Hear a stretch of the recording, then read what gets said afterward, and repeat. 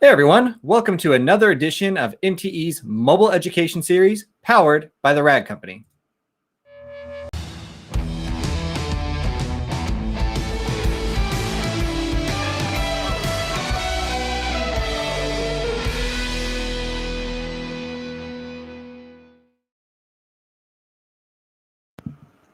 Big thank you to the RAD Company for their sponsorship and making all this possible.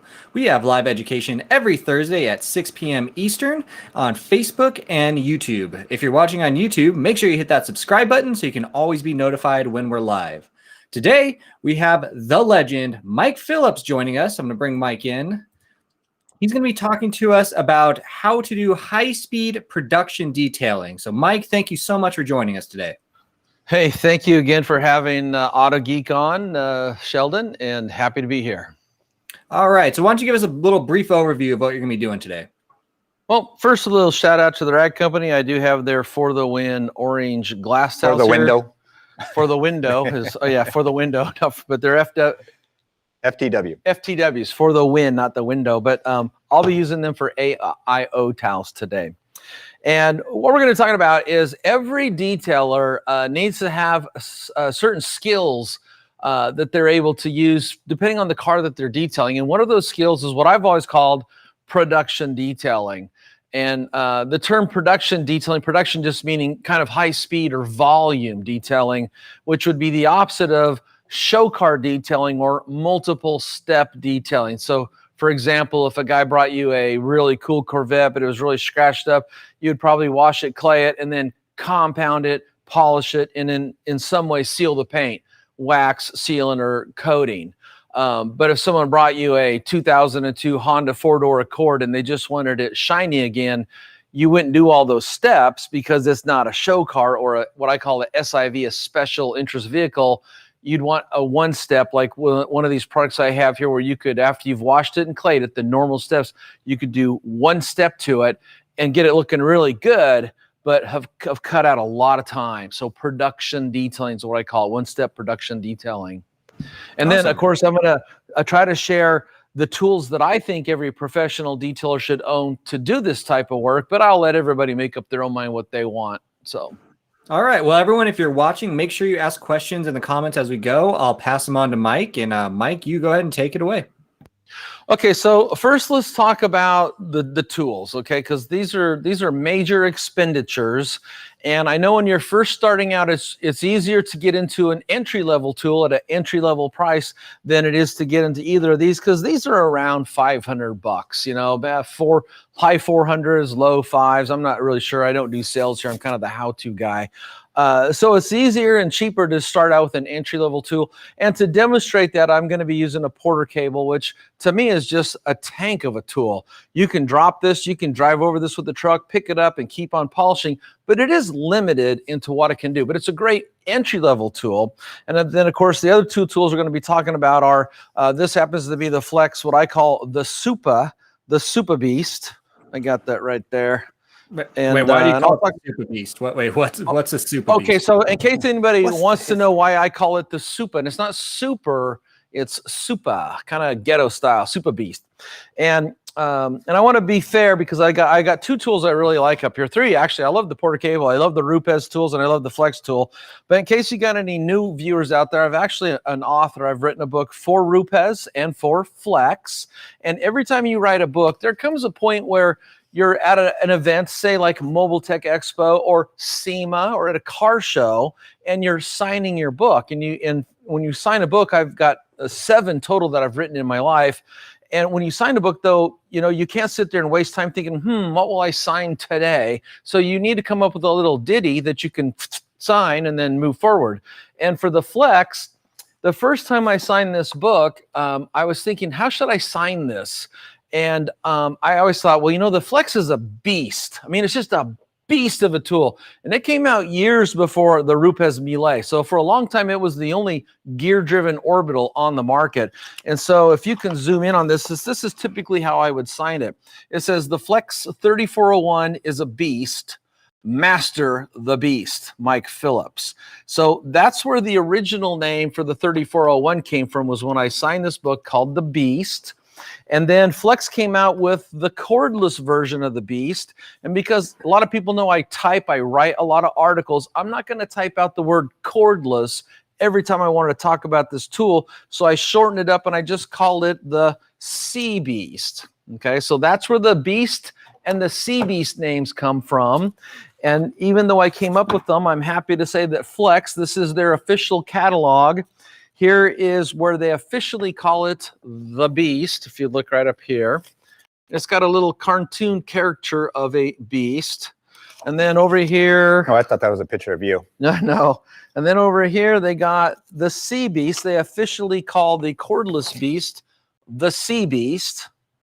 And they haven't come out with a new catalog since introducing the Super Beast.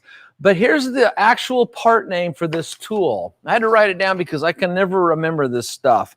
It is the Flex XC10-8 125. Okay, so no detailer is gonna whip that part number out when you ask them what tool are you using. So I got the Beast, the Sea Beast, and the new version of the 3401 because it's lighter, quieter, smoother, and cooler is the Super Beast. So that's where it got its name. And this is an 8mm gear-driven orbital polisher. Now, I'm also going to be talking about the Rupes Millet. And I just want to share that whenever you're talking about the Rupes Millet, because the Italians are quite animated, as Todd Helm instructed me, you cannot simply say Rupes Millet. You must do an action with your hand that looks like this. The Rupes Millet.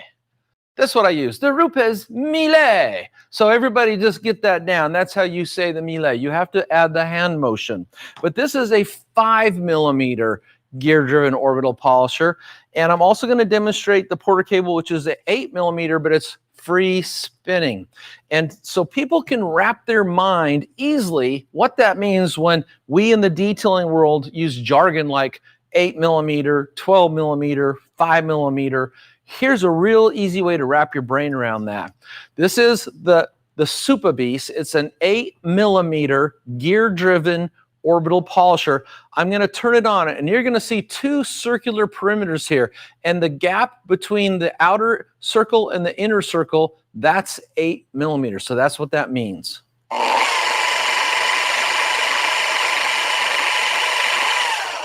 Okay. Now, here is the Millet. Notice the hand movement. This is a 5mm. And first I want to make sure this is centered so it's very accurate in its depiction of its orbit stroke length. Okay, so here's 5mm. It's a much smaller orbit stroke, even though it wouldn't seem like going from 5 to 8 is a big difference. Visually, you can see it's much tighter, much smaller. And then the Porter cable, this is considered a short stroke. Now watch the extra word, not orbital polisher, but free spinning orbital polisher. This is also 8mm.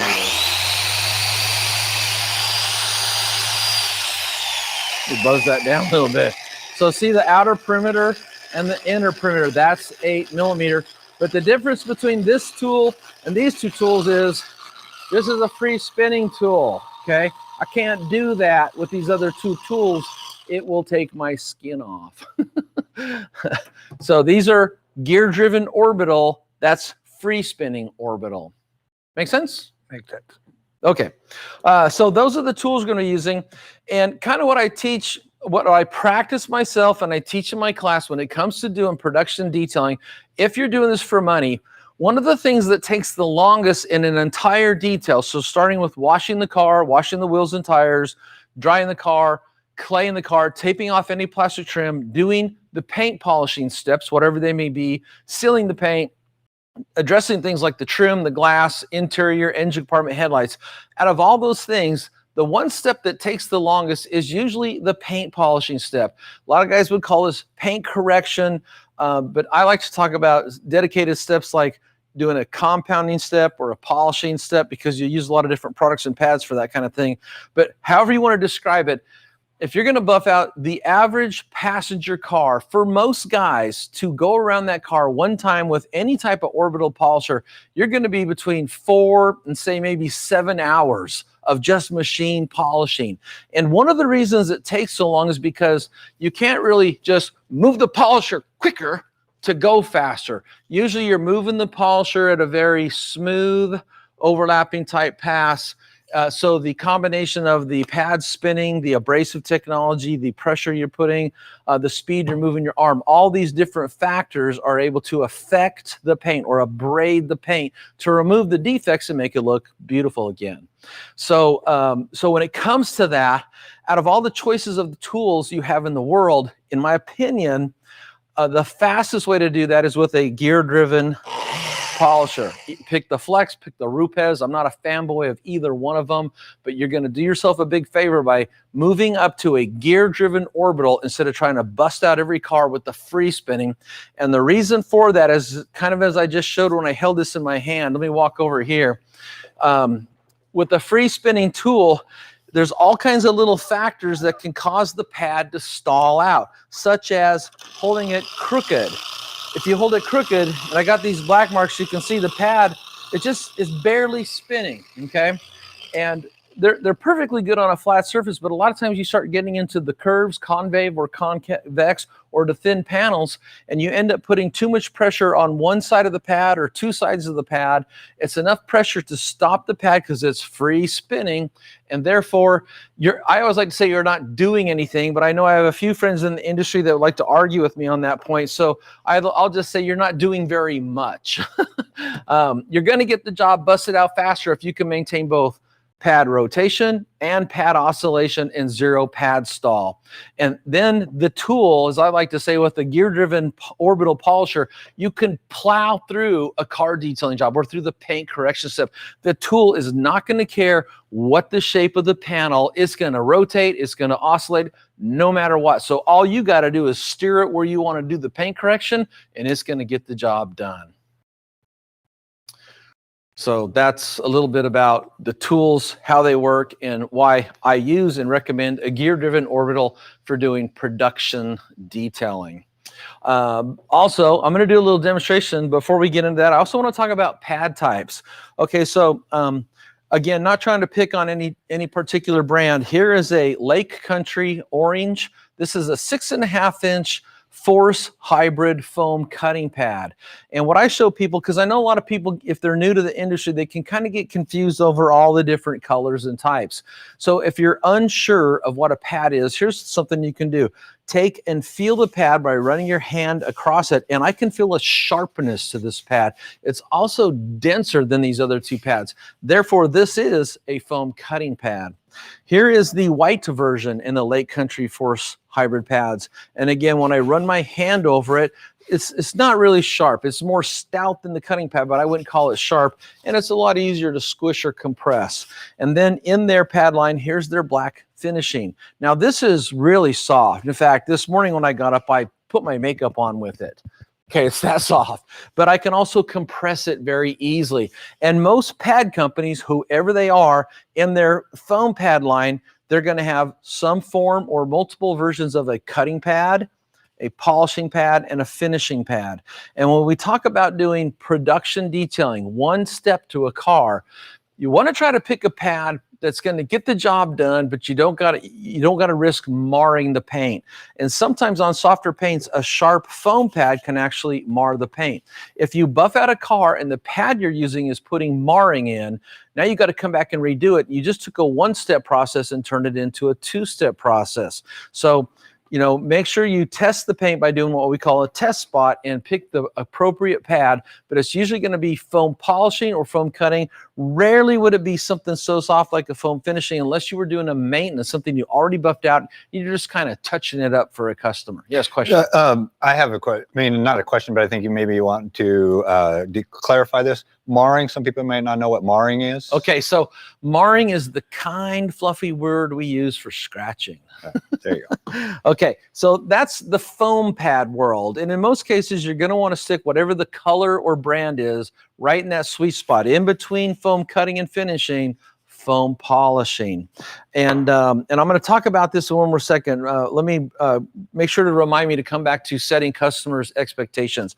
Now, your other option are microfiber pads when it comes to using orbital polish, or just generically fiber pads, because a lot of companies now have a wool DA pad and also microfiber DA pads. And one of the benefits to a fiber pad is the abrasives. Okay, can you zoom in on there? The abrasives. These fibers are a form of abrasive. Okay, so the fibers are an abrasive, and that accentuates your AIO's cutting ability. That's a good thing. The problem is if you're working on a softer paint, these abrasives will micro-mar the paint, put scratches in. And again, if that's the case, you're using a microfiber pad on someone's car, if you buff out that entire car with this pad and it micro-mars it, you just turned a one-step process into a two-step, because now you're gonna have to rebuff with foam to pull out the micro-marring. So just keep that in mind. Foam versus fiber, they both have their place. They're both great pads, but everything comes down to doing a test spot at the beginning of the process, and that'll help you to determine if the paint is hard or soft and what pad you can get away with to do just one step to the car. Because in a two-step process, you can get real aggressive with a fiber pad or a foam cutting pad, because you know you're going to come back and clean that up in a second step with a softer pad and usually a less aggressive product. Make sense? Okay, now another key aspect of doing production detailing, and this is something I see a lot of guys miss out on.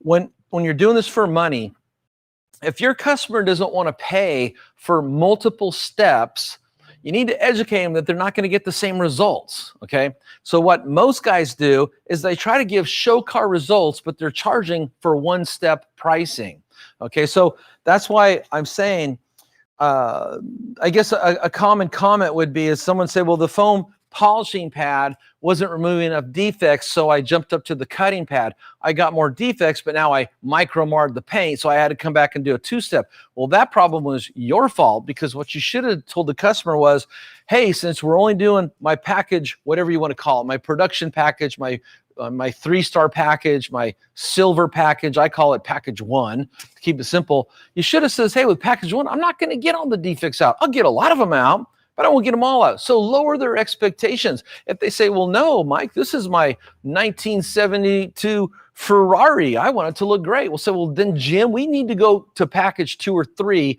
and I'm happy to spend more time on it. But more time gets out more defects, but it costs more. So you need to make sure you set your customers' expectations, but your entry-level package where you're doing production detailing with an AIO, you're not promising to remove all the swirls and scratches. You'll get most of them out. The deeper ones are going to remain.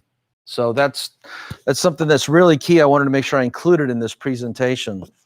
So besides tools and pads, and for this demonstration, I'm going to be using, these are relatively in the context of the foam pad. The foam pad was invented in 1965. So in context of 1965, this is a fairly new pad on the market. This is the Rupes Contour Profile. See how they've beveled this out here?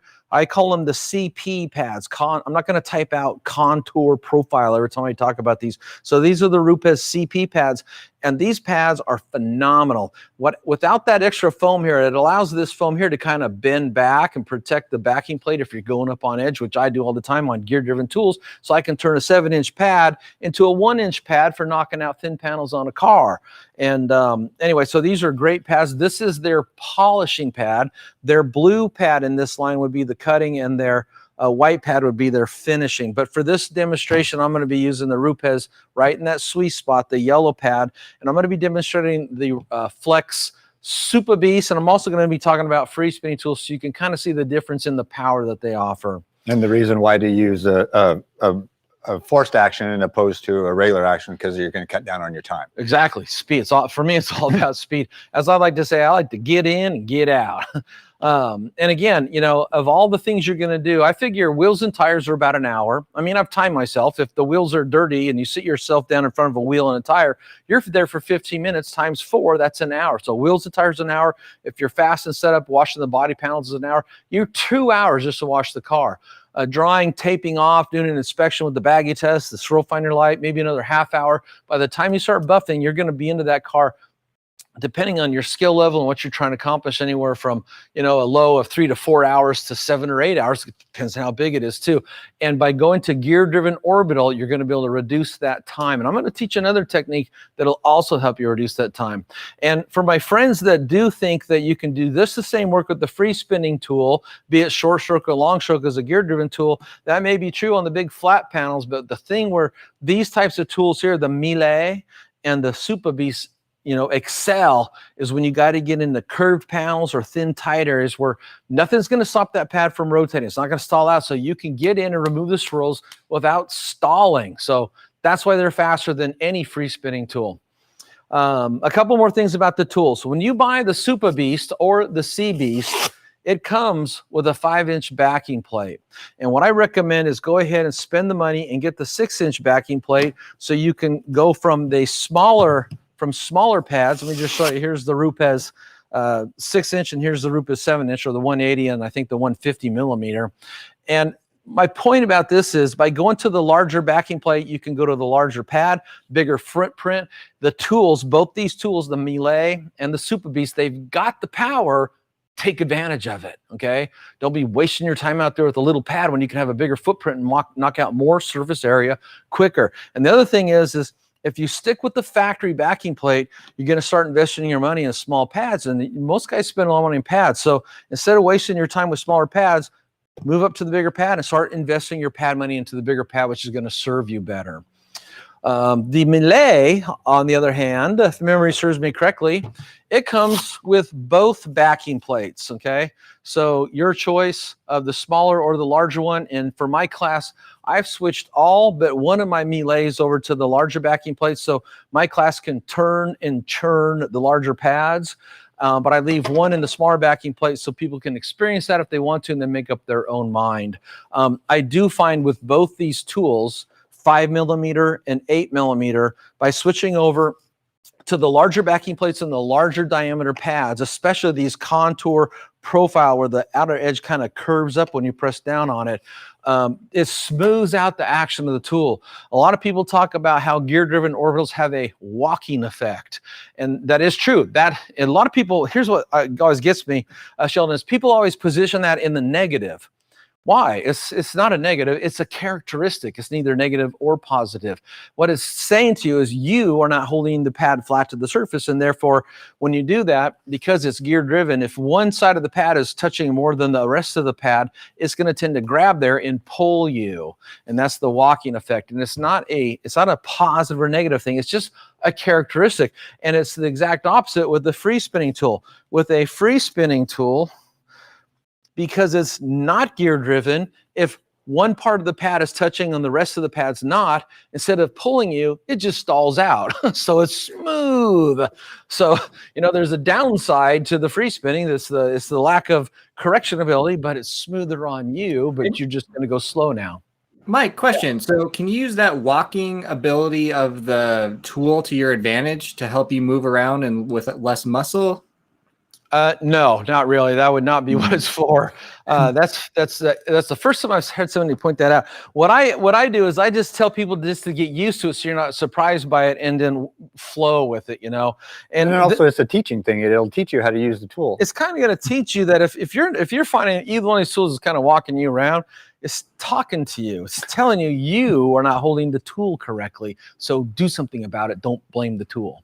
And then another thing I just want to say about these tools and the walking effect is another major difference is when you look at the Melee, the pad turns clockwise. Okay, so it's spinning like a clock as you look down on it. And that's how a rotary polisher spins. As you look down on the tool, it spins clockwise. The Flex, however, spins counterclockwise.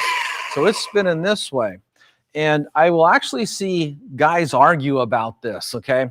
And to me, it's all silliness because both tools are going to have the walking effect, okay?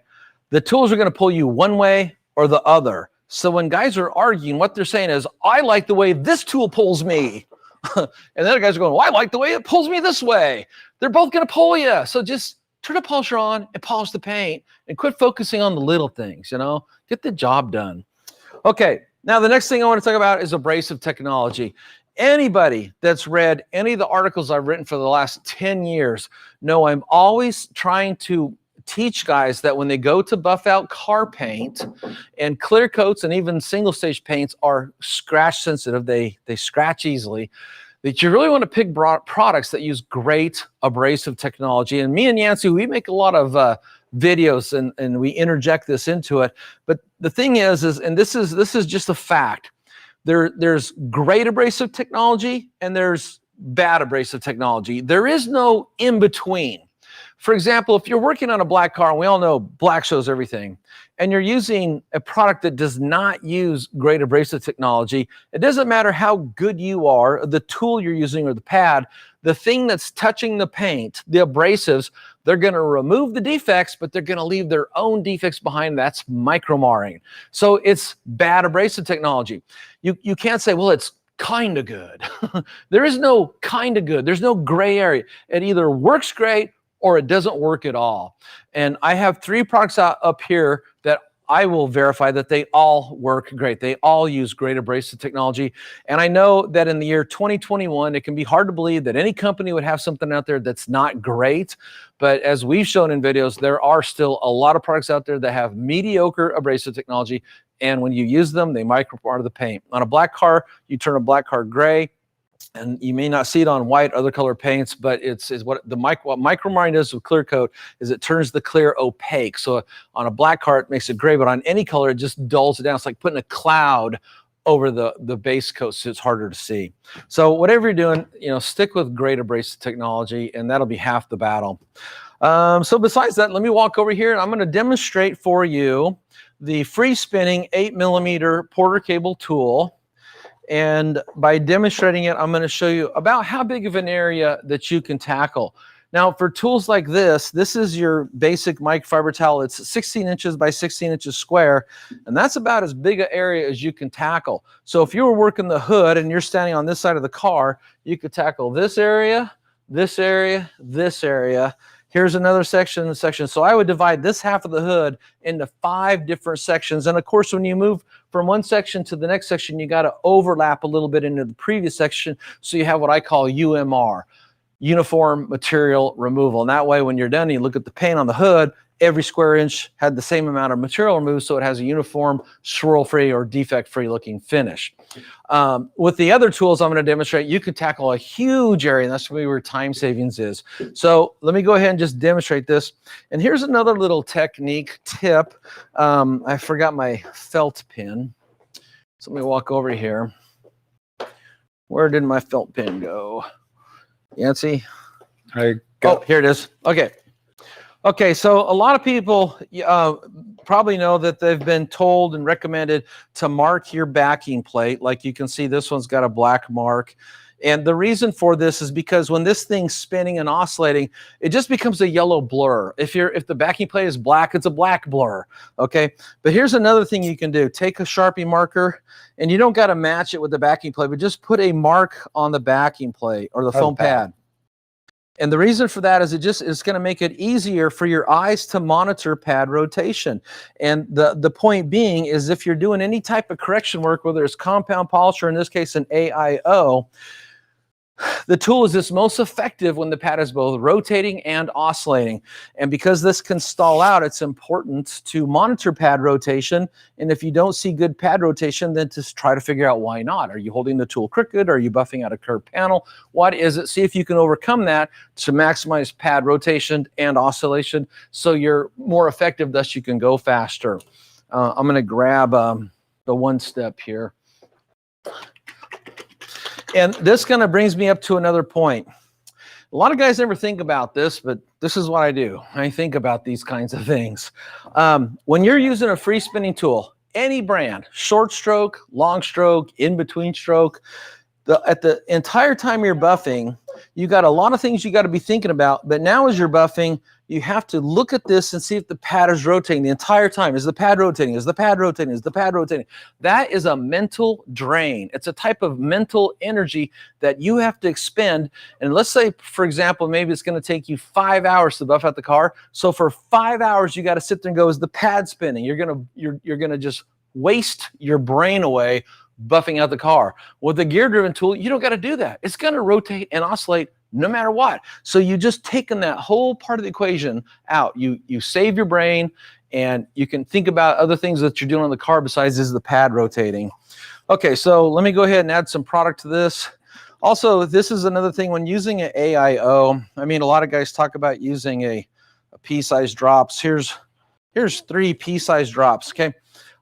With some products, maybe that'll work, but you need a film of product or the surface that you're working. The film is the lubrication and the abrasives. Sometimes it's also chemical cleaners and other agents that a good chemist puts in there that work for you. But to me, that's when I put this down on the paint, most of that product, because I'm putting the foam against the paint, is going to get shoved into the pad. I'm going to have nothing to work with. So I'm kind of more of a nickel or quarter size guy when it comes to using an AIO. And you remember, when you're using an AIO, you're doing one step. This product's got to do a lot of things for you, and you want to have a film of product on the surface that you're working. Okay, then normal protocol, things like cord over shoulder. And again, let's take a look. Here's my section. Here's a section the size of a microfiber towel. And that's about as big as you can go with this particular free spinning tool. I'm going to bump the speed down to spread my product out. Okay, so there's the size of a microfiber towel. Now I'll bring the speed up, and I'll just go ahead and hit this 8 times, and we'll see what we get. And I'll quit talking because it's going to be noisy.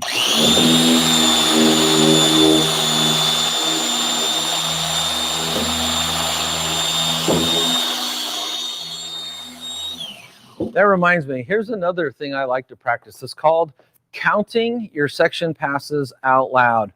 Now, if you're short cycling the product because everything's working to your benefit, maybe the defects aren't deep, the paint is fairly workable, the products you're using are great, it may not be such an issue. You're making 2 section passes and you're done.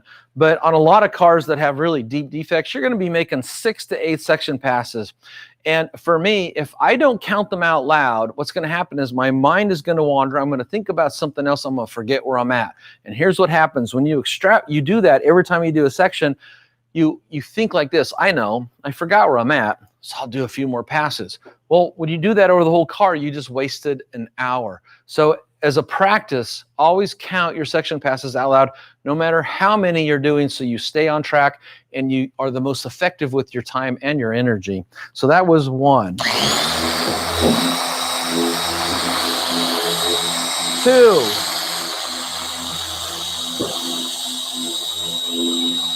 3. 4. 5. 6. 7. There's 8. Okay. So there's 8 section passes to a size, the area of about a microfiber towel. We'll let this dry a little bit and wipe it off. And the point being is that works really well. You can see by holding the pad flat, I had really good pad rotation, and I've got super, super, super shiny paint. Yeah, you can see it. Oh yeah. So anyway, so nothing wrong with the free spinning tool, but you're limited into how big of an area you can buff. And it's great on a flat surface, but as soon as you start getting into thinner body panels or concave or convex curves or complicated areas, you're going to run into pad stalling issues. And anybody that's been on social media for any length of time has already read about all the people that have run into this problem. And usually they're complaining about it. They're not bragging about it. Okay, so here's the Super Beast. And this is a demonstration I like to do in my classes. And I'm going to show you how big of an area you can actually tackle with a gear-driven orbital. So here we are again. I'm just going to put some product on here. This is dry oxidized paint, thus the reason I'm putting a lot of product on there. Ain't my first rodeo. Okay, so first thing I'll do is turn my speed down. I'm just going to spread the product out to show you how big of an area you can tackle easily.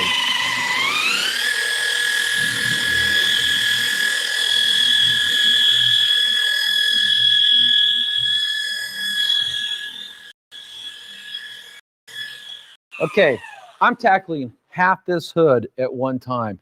I'm going to do the basic standard 8 section passes on speed 6, and I'm going to count on my section passes as I do this. Whoop. Here, I'll hold the hood. That's okay, I'll lighten up on the back. Unless you want to hold it. Okay, so there's 1. I'm going to change directions.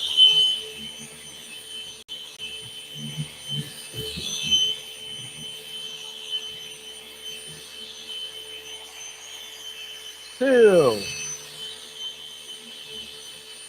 And I'm pushing down here.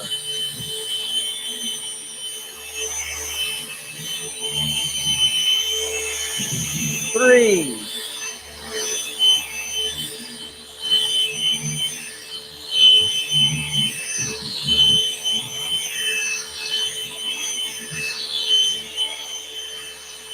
4.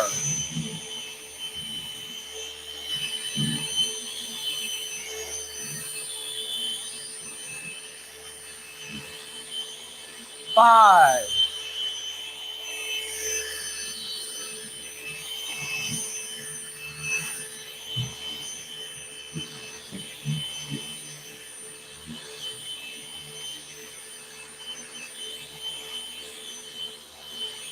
6.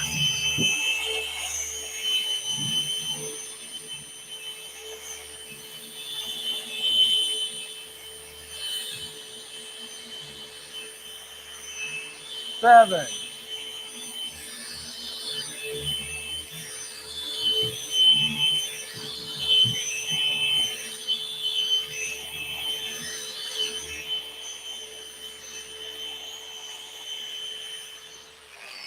8 section passes.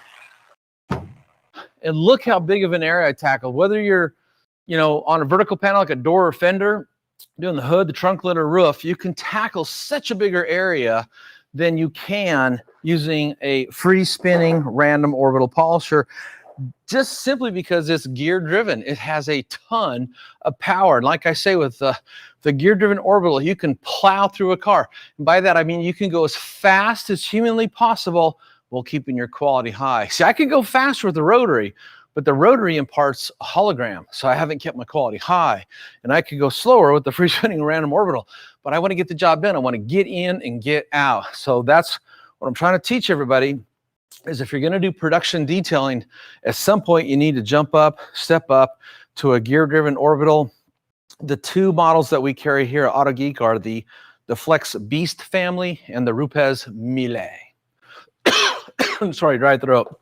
Okay, now I've let this dry a little bit. Let me come here and wipe this off.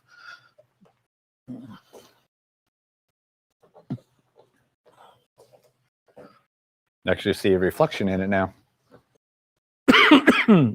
Excuse me. Okay, so look at the difference. Little spot, big spot. Excuse me, Nancy. Okay, I'm good. Anyway, that is kind of the gist of what this class is about. Using gear-driven orbital polishers, larger pads, great abrasive technology. Keep your pad in that sweet spot, not cutting, not fiber, unless it's a really hard paint, but not finishing, right in the middle. And then this is another topic I said I would cover.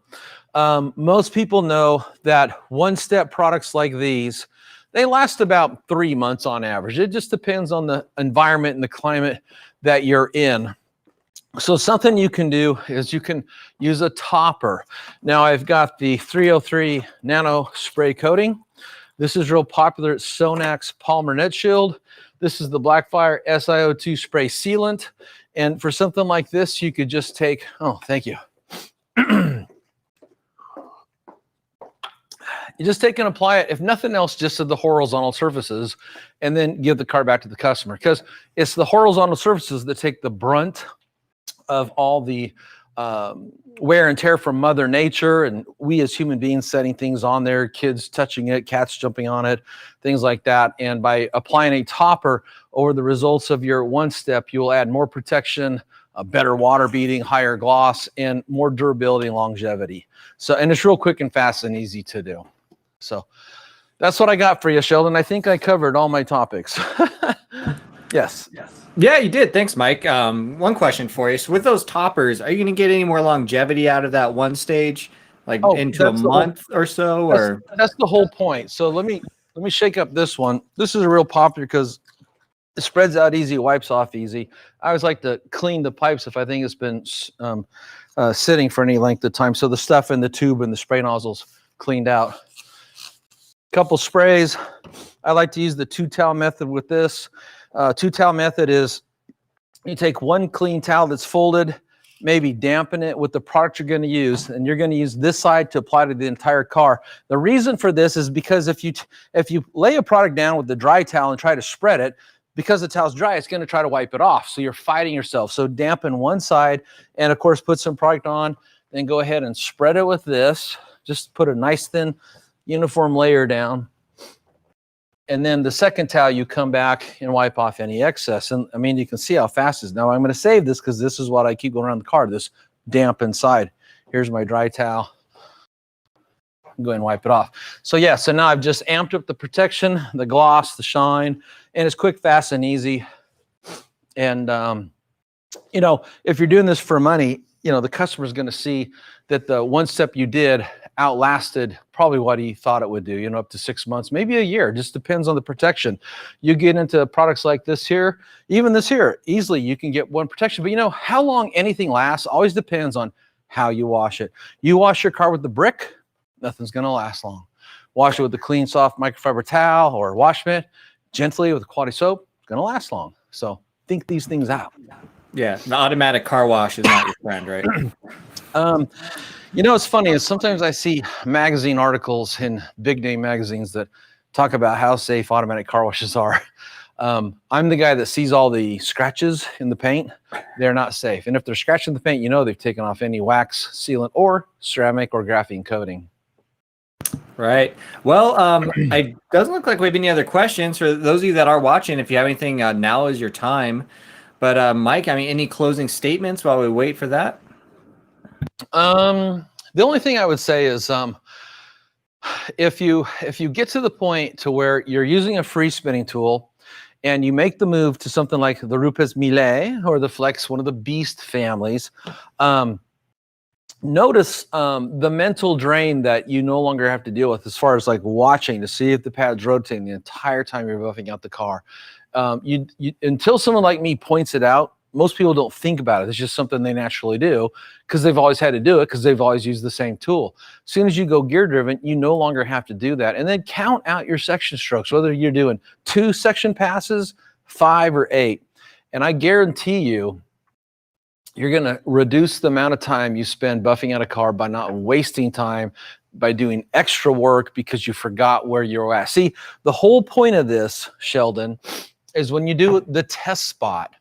The test spot is something that every detailer should do to every car they buff out. And normally you want to find a panel you can look down on. So the hood or the trunk lid.